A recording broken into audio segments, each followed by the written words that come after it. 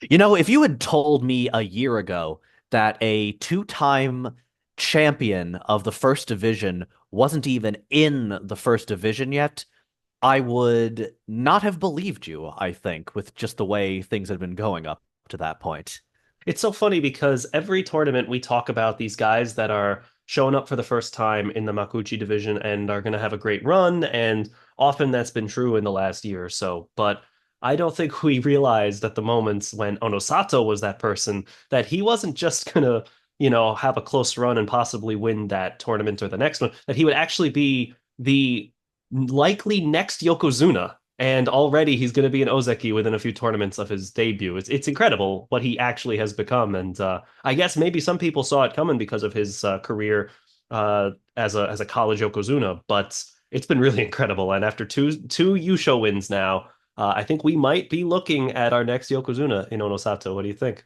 I mean, it doesn't even feel like an if. It honestly just feels like a when. It's like, is he going to, even if he doesn't win the next two, if he just posts back-to-back 13s, or even like they might even let him through with like, a 12-3 here and a 13-2 in January or something like that. It's like, come this time in March, or is he going to be the Yokozuna? Is it going to be March? Is it going to be May? Is something going to happen? And we're this time next year, we're looking at him the same way we're looking at the other current Ozeki, or the two Ozeki we had last year that have since lost their rank. But just more than anything, it feels more inevitable with him than it did with everyone else that we've spoken about. Yeah, I think that if there's one other person that the same amount of hype is, or a similar amount of hype has kind of cultivated, it would be Takeru Fuji, Hmm. who had won, being the first rookie to ever win, or sorry, to win in over 100 years, something along those lines, before getting injured and now having to compete in Juryo for the last tournament.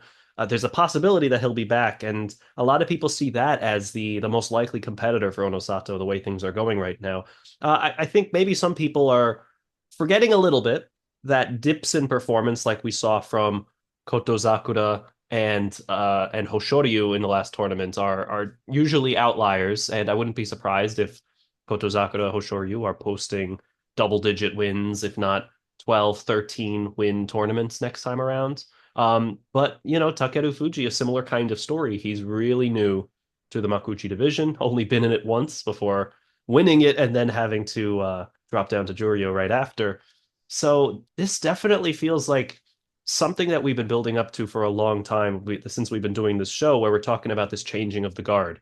And with Terunofuji being out this past tournament and Takakeisho retiring, which we'll talk more about a little later, it really feels like this moment is happening now. We weren't sure who it would be and when it would happen, and I feel like we've hit that moment where the change is upon us.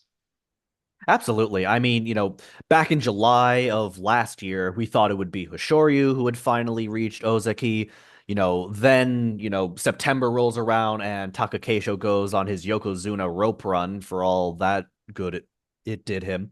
Then in November, we're talking about Kirishima and, him only needing January, a win in order to become Yokozuna.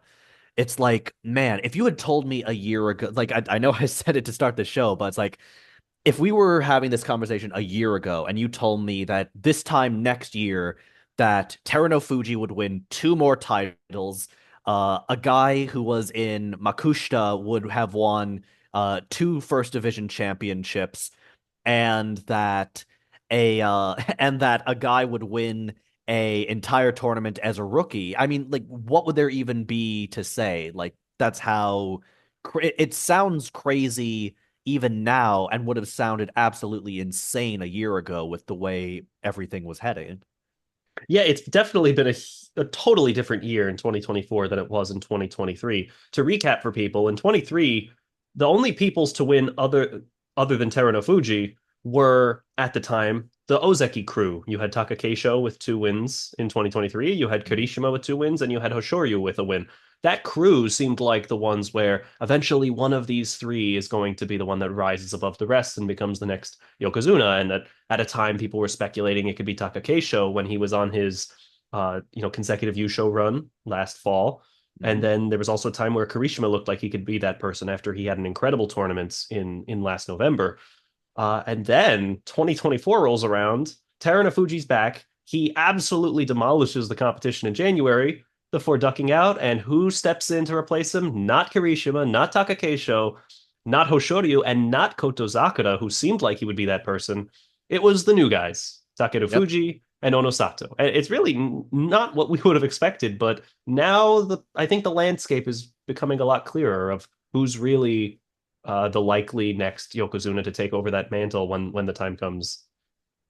Yeah, and I think it's so fitting that this, like I know we called July a sort of changing of the guard moment. We were totally wrong. July was not the changing of the guard moment.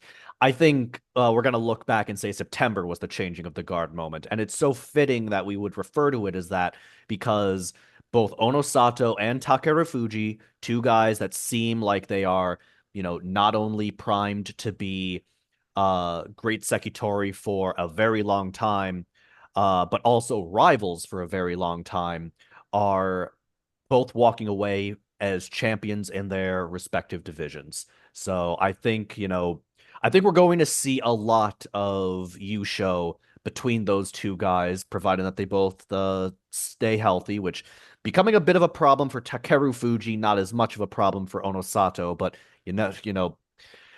God, I really feel that literally the only thing that can possibly stop Onosato right now is injuries, and unfortunately, the injuries have been the injuries have claimed a lot of Yusho, unfortunately. But let's go over Aki 2024 real quick. So as we mentioned, we had Teruno Fuji, bowing out early because of his combination of diabetes and knee injury.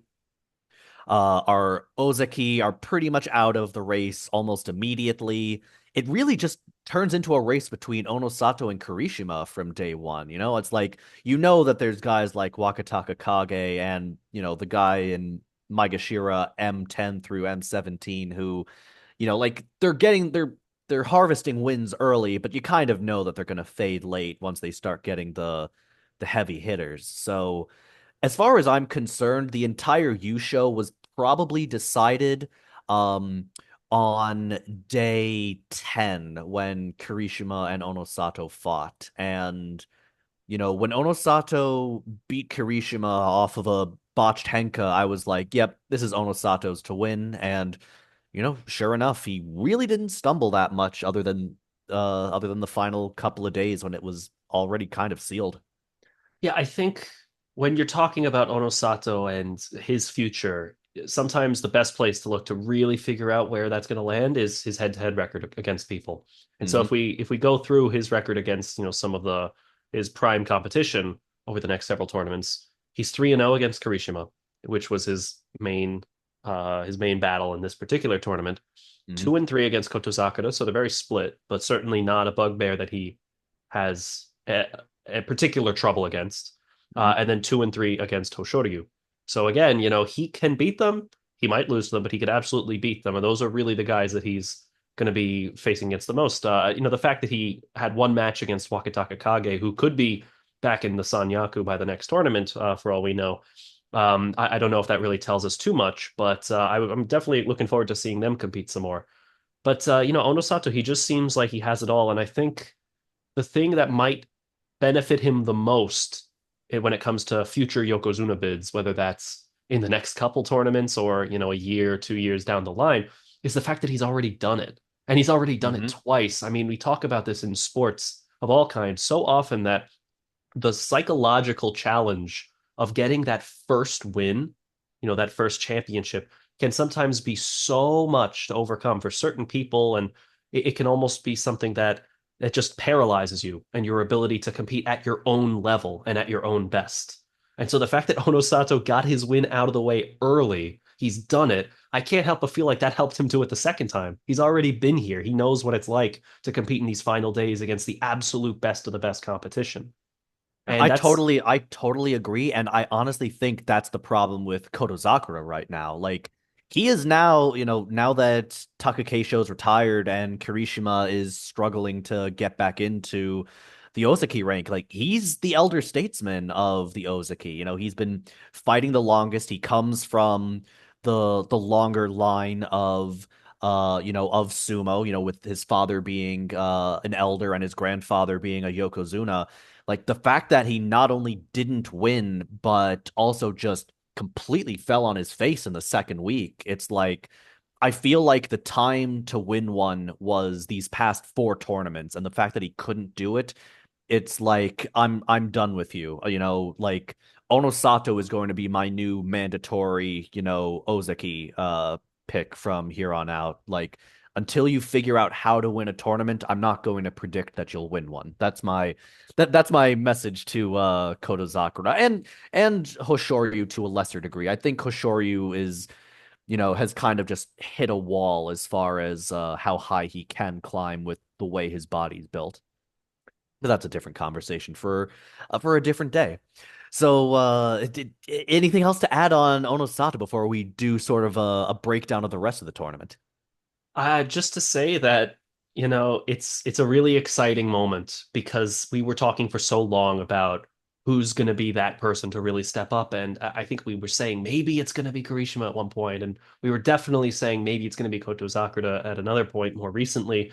And this time it feels a little bit more real. And I think that's what the sport, what the fans of the sport crave more than anything else is not parity. It's total domination. And I feel like we're going to be getting that from Onosato in the coming years, and that's really I exciting. have, the last thing I guess I'll say on it is as I was watching Onosato throughout this tournament, we both started watching well after Hakuho retired, and Hakuho, like he won tournaments with 15 wins, 14 wins, 13 wins. He would win just with these massive win totals. And I said to myself at one point, is this what it was like to watch Hakuho in his prime or Asashoryu in their prime win just nonstop tournaments? Because that's what this felt like.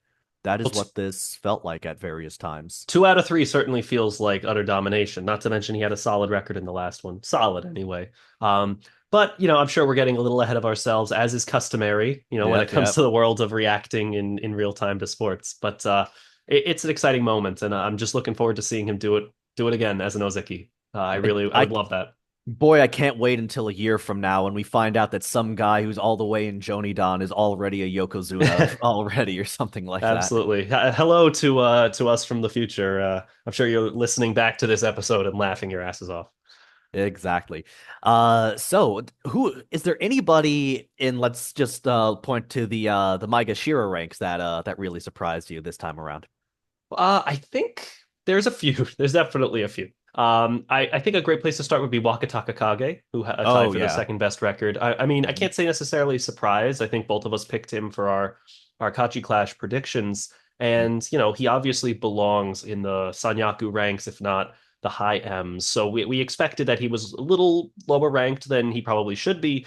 But then I think often when we're looking at these kinds of comeback stories, someone like Wakataka Kage, who had been out for so long from the division, that sometimes it can take some time to really recapture your ability from before. And he did not miss a step when he came back into the division. It was so great to watch him compete at that level, 12 wins at M7, which is often a very tough position to be at. So that's really exciting that he's a likely Sanyaku competitor. I think he belongs there more than some of the guys who have been hanging around that area for the last few tournaments. So that was great to see that he really did not miss a step and that he's back. Yeah, like it really feels like it's inevitable that he'll be Sanyaku when 2025 rolls around. For me, and I totally agree. I mean, I'd argue that he has missed a step because he should not have lost to some of the guys that he lost to, but it is what it is. Everybody gets losses like those. For me, the big surprise was Nishikigi, the Maegashira 13. Like I thought this guy was pretty much done and dusted after the last tournament. I mean, he had not posted. I actually don't think he's ever. Oh, yeah, he has never in his career had 11 wins in the Makuuchi division. So, and after just three straight tournaments with 10 or more losses, I was like, yeah, this guy is far more likely to be in like Makushita this time next year than he is to be in like Maegashira 1 through 10. But lo and behold, he has an 11-4, and He claims a couple of pretty impressive scalps along the way. He beats Hirata Umi, a guy everybody loves. He beat Wakataka Kage, your boy. And he even beat Oho, who's going to be a Komusubi for the first time. So, and he beat Takayasu, who also had a for the first time ever. Wow, I just noticed. Like, this was a very impressive tournament for Nishikigi, and it really goes to show that you and I have absolutely no idea what the heck we're talking about when we say that certain guys are done, and that the old guys are ready to pass the torch. Absolutely. I mean, I certainly think that we've been put in our place for our ageism many times when it comes to our predictions in this sport. And yeah, Nishikigi's an example. There's several others. Hokuto Fuji, who had a solid start to the tournament, and Takayasu had a great tournament also. These guys who, as you see them starting to hover around the double digit M ranks, you think, oh, maybe this is where their careers are headed. Maybe they're going to go the Aoyama route and end up in Juryo before long and possibly be demoted out of the salaried ranks at some point. But a lot of these guys ended up showing us that we were dead wrong, and really rubbed our faces in it. Such as Shodai also, who had a great tournament at M4. Again, a really tough spot for getting good matchups, and he had an excellent tournament. And then, of course, my pick of Shonana Umi was arguably the worst call in Kachi Clash history. He went 3-12 in the tournament when I could have easily picked Wakamoto Haru, who had a fantastic tournament, Shodai, several of the Ura was pretty solid as well, and Oho. So yeah, we don't always know what we're talking about at all. I'd say me more than anyone. I rarely know what I'm talking about, but there were some really fun surprises in this one. I can't be too upset about any of those wrestlers who turned it around. Now, was there anybody who just completely underwhelmed you? Well, I guess you kind of answered that it's Shonana Umi. I will say that the most disappointing to me was it continues to be a Tommy Fuji, the Mm. Maegashira too. It's like, every time a tournament starts, he always manages to claim a scalp of someone in like the high in the high Sanyaku. This time it was Hoshoryu. And after that 0-2 start, he beats Hoshoryu, and you're like, oh, okay, maybe now he's finally going to, go like 9-6 and finally get that promotion. But no, no, he loses to, a lot of guys who he really just has no business losing to, and winds up with yet another losing record, his third in a row, and his third straight that probably isn't going to cost him that many ranks. Like, I'd be surprised if he falls lower than Maegashira 3 next time. But it's like, man, this time last year we were thinking that he was just destined for stardom after coming oh so close in that playoff in his September tournament against Takakeisho. And then coming oh so close the next tournament, of course, as well. Exactly. Runner up against Kirishima the next time. But now we have to address the elephant, or in this case the hamster in the room, and that is the legacy of our newly retired former Ozeki Takakeisho. Man, like this time last year, you and I both probably had him on our absolute poop list. I mean, the way he won that title against Atami Fuji, he was just public enemy number one for the next like at least two or three tournaments for me. Like, is that like, was that really when he became sort of on your radar as a wrestler? Well, I mean, he is obviously in the Ozeki rank for longer than anyone who was up there at the time. So, there was a sense of stability that he had in his Oh, I'm sorry. That's not what I was asking. What I was trying to ask was like, what was your sort of initial reaction to him winning that title last year? Like, did that make you dislike him as much as I did and some other people did, or like, what were your thoughts on the way that I'll he tell you, I didn't dislike him, but it felt almost like, why was it necessary to win a fourth Yusho? If it was, for example, Takayasu, who spent how much of his career in the upper division without ever winning a Yusho, and he's won? in this playoff situation against a newbie, and he has this opportunity to win and kind of show his street smarts in the situation just to get that Yusho, someone who's typically in the M ranks most of the time. That's an understandable situation to hanker for a win. Just get that finally done with, so you can, whenever your career ends, to have that done. But Takakeisho, who was coming in with three prior Yushos and really vying to be a future Yokozuna, it felt like he doubted his own ability to win the traditional way by resorting to that Henka, and that felt a little bit. It made it hard to believe that he was really going to pull off the Yusho in the next tournament when that was what it took to win that tournament. And then, of course, in the next one, sure enough, he doesn't really come particularly close to winning it. Instead, Kirishima has an absolute, you just mauls the competition that November, and Takakeisho would struggle to put up a winning record the rest of his career after that. Yeah, I mean the injuries, they stacked up quickly for him. Like he had been injured a lot, ever since achieving Ozeki way back in 2019. It's just, we're gonna talk like sort of at length about his just incredible career that seems all the more incredible now that you look back on it. It only takes him about 2 years to get into the salaried rank, faster than Terano Fuji, if I'm not mistaken. And from there, it was just up, up, up, up, up.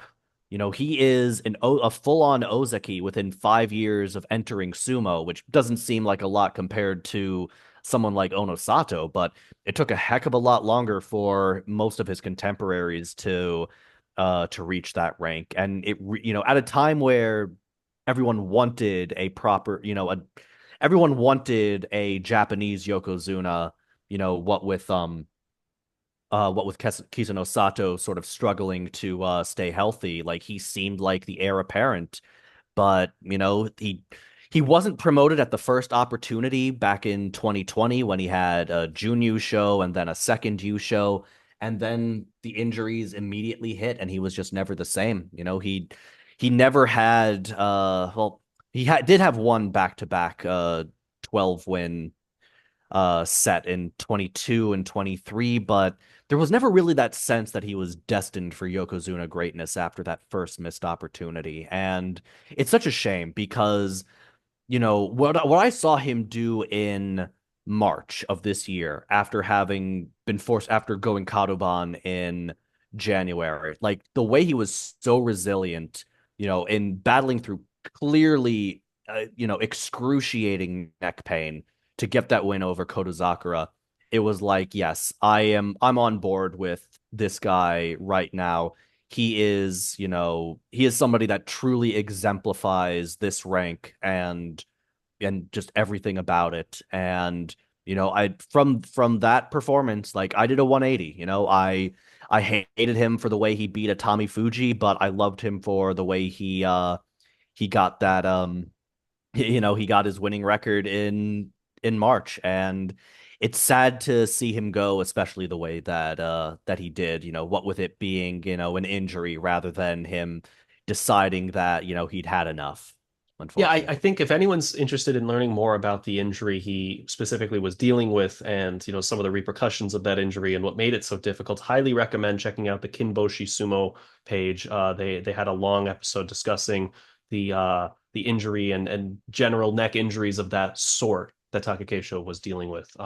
That's just a plug I've been meaning to make for a while because I found it really fascinating the way they discussed it from a medical standpoint. And yeah, as far as, Takakeisho's resilience, I mean, if you look back at his career, and I have it up on the screen, there are so many instances during his time as Ozeki where he was clearly dealing with a serious injury and then comes back to the next tournament and just barely gets that winning record to stay up. And, some could see that as an almost a manipulation of the system in a sense, but I see it as a really impressive stick-to-itiveness. I see it as following the rules of the system and finding a way to just barely survive in a very, very physically demanding and sometimes unfair kind of sport in that sense. So I think he's going to make a really, really great stable master when the time comes for him to begin coaching because of that fighting spirit that I think is so exemplary of sumo. Just his ability to fight through the pain so many times, time after time during his 5 or so years as an Ozeki to face that adversity, face a serious injury, come back and still keep his position at the top there. That's something that's really special, and you're not going to see that everywhere. So I think he has a lot to be proud of.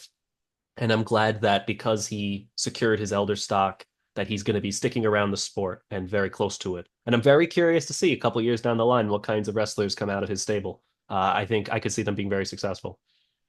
I agree. And you know what's, I think, even more special, something that he should absolutely hang his hat on now is with his 4 championships, he has more career championships than 19 Yokozuna. So he has absolutely, like including Kisen Osato, Wow. the guy who trained Yeah. Onosato, and just, a whole bunch of other really big names that you would think would have had more. But you know, good luck in retirement, Takakeisho, or I forgot what what his elder name is right now. I know it starts with an M. I'm not, oh god, I want to call him by his proper name. So Battle Hamster. yeah, Elder Battle Hamster from the Battle Hamster stable. We are going to miss you, and hopefully a Yokozuna comes from your tutelage. I think that would be the absolute perfect way to prove that you were the real deal. Absolutely. O seven's in the chat in salute of Takakeisho. All right. Well, I think that just about wraps it up for us. Going to wait until the next Banzuke comes out before releasing our next show. And man, I don't think I've ever been more excited to see a new Banzuke just because we're getting a double helping of Ukrainian Sekitori. We're gonna get Shishi up in Maegashira. We're gonna be getting Onishiki up in Juryo. We're probably going to be getting the triumphant return of Takeru Fuji. Plus, we're going to get a big old fish for Onosato to mark his Ozeki. Oh, it's what a time to be alive. There's even a greater than 0% chance that Teruno Fuji is back on the is Well, let's back. not get too crazy Yeah, here. all right. Let's not get crazy here. Alrighty. Well, yeah, it's been a great tournament. I'm looking forward to the next one. Probably be back for another show to preview that one in just a little over a month from now. But looking forward to it. All right. Take care, everybody. And you've been listening to the New to Sumo podcast.